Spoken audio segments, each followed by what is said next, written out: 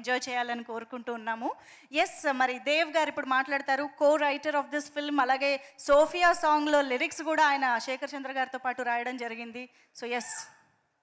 అందరికి నమస్కారం అండి. ఇది రైటర్గా నా ఫస్ట్ ఫిల్మ్. చాలా మెమరబుల్, చాలా ఎమోషనల్ జర్నీ ఇదంతా. మాకు సాయి, మా టీం అంతా 18 నెలలు ఇష్టంగా కష్టపడ్డాం ఇది.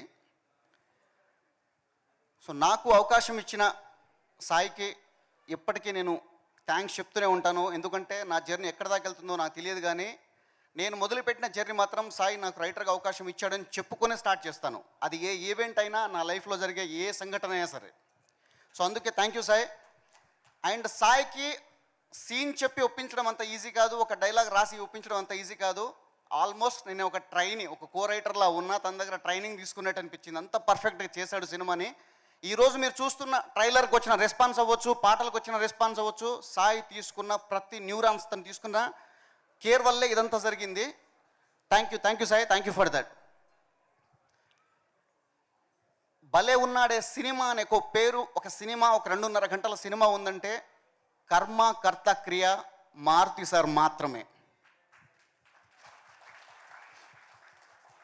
సార్ మీరు లేకపోతే భలే ఉన్నాడైన సినిమా ఇంత వైభవంగా, గొప్పగా, ఘనంగా ఉండేది కాదు. ఇది నేను ఖచ్చితంగా చెప్పగలను.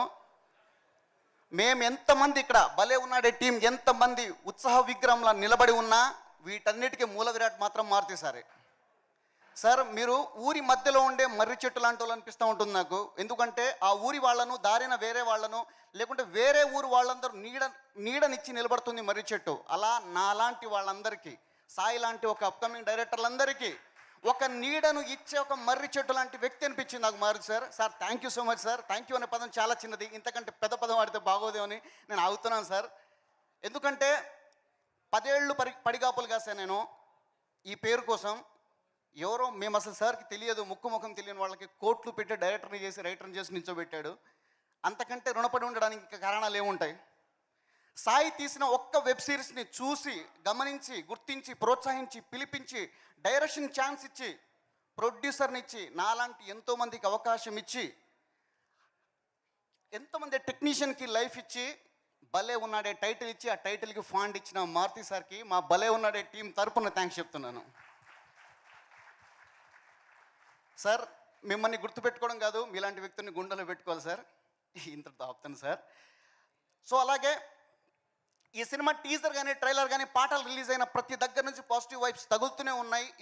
ఇప్పుడు వచ్చిన దగ్గర నుంచి చాలా బాగుంది అంటున్నారు. భలే ఉందనే మాట సినిమా చూసిన తర్వాత వస్తే చాలు, మేము పడ్డ కష్టానికి మాకు ఫలితం దొరికినట్టే.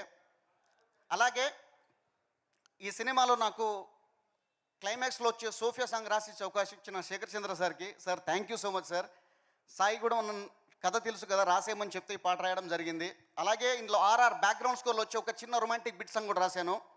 సోఫియా సాంగ్ మీకోసం 2 లైన్స్.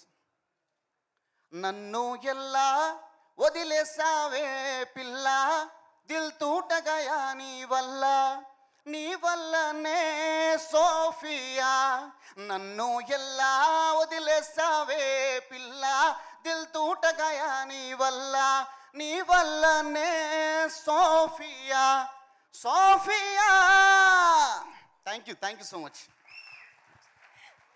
సూపర్ అండి, thank you so much. Writer కాబట్టి అసలు ఎంత చక్కగా మాట్లాడారో, ఎంత